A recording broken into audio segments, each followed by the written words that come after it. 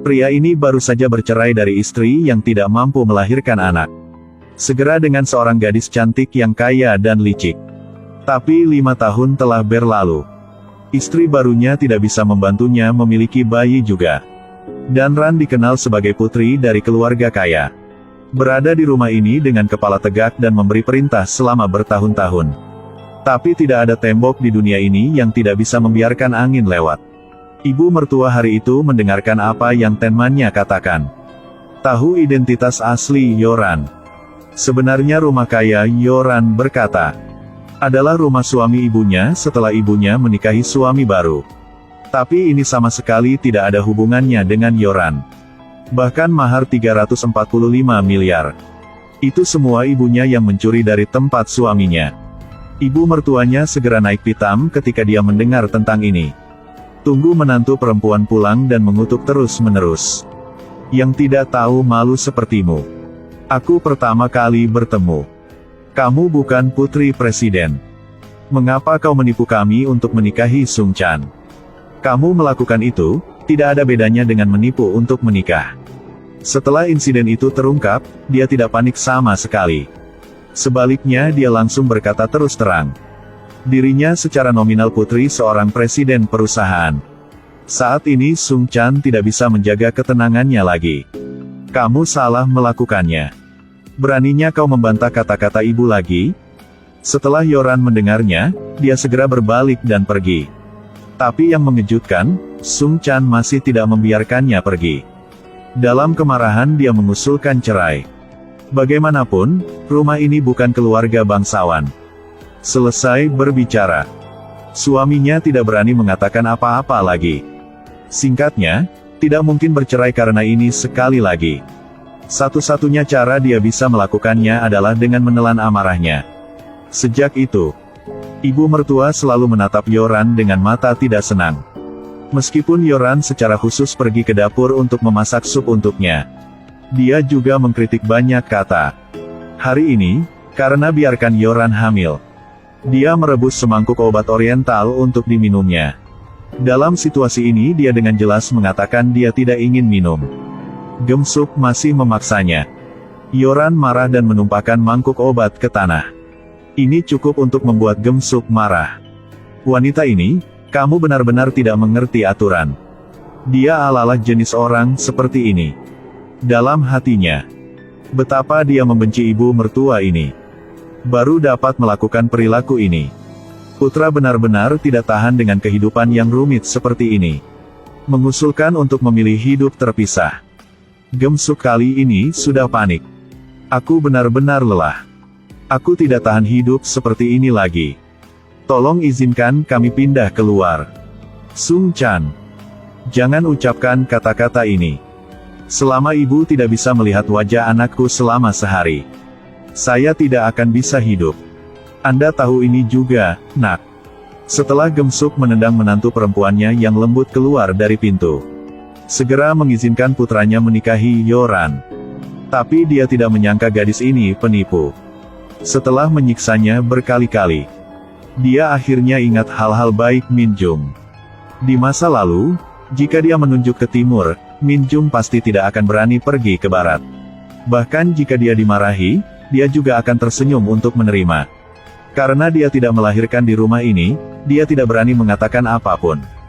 Dan sekarang Yoran belum melahirkan. Tidak terburu-buru pun tidak berani berbicara. Apalagi, bahkan menumpahkan obat yang dia memasak ke tanah. Katakan saja beberapa kata. Gadis ini segera ingin memikat putranya untuk pindah. Ini tidak berbeda dengan meminta nyawa ibu mertua ini. Apalagi, putranya juga menyuruhnya menyerah untuk memeluk cucunya. Ini juga sangat tidak masuk akal. Tapi sudah sejauh ini, tidak ada lagi yang bisa dia lakukan. Semua yang dia lakukan untuk menanggung akibatnya. Hanya ini yang dia lakukan untuk menanggung akibatnya.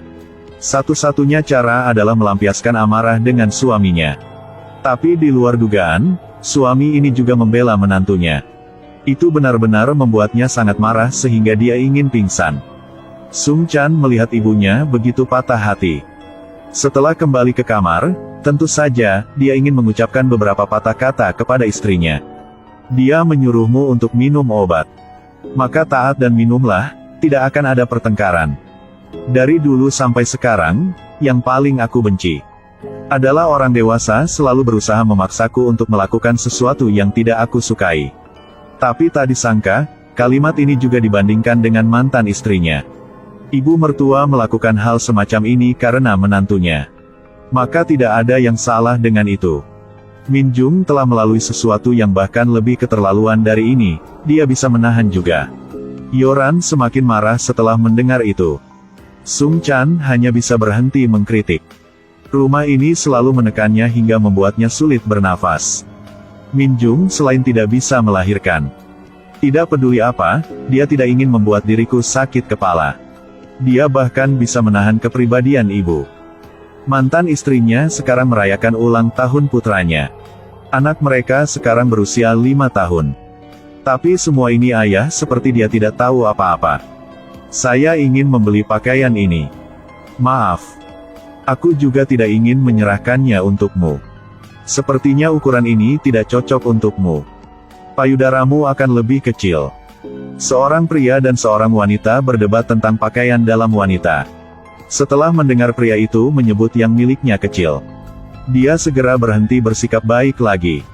Dia ingin orang ini mengambil inisiatif untuk menyerah. Karena dia sendiri adalah seorang wanita. Membeli pakaian dalam untuk dipakai sangat wajar. Tapi tiba-tiba, pria ini memberitahunya bahwa dia sendiri ingin menggunakannya, jadi dia membelinya. Apa? Mungkinkah dia seorang cabul? Orang ini akhirnya menemukan cara untuk berdamai. Itu setengah dari setiap orang. Setelah Min Jung mengambil bra, dia juga mengejeknya. Pakai ukuran besar.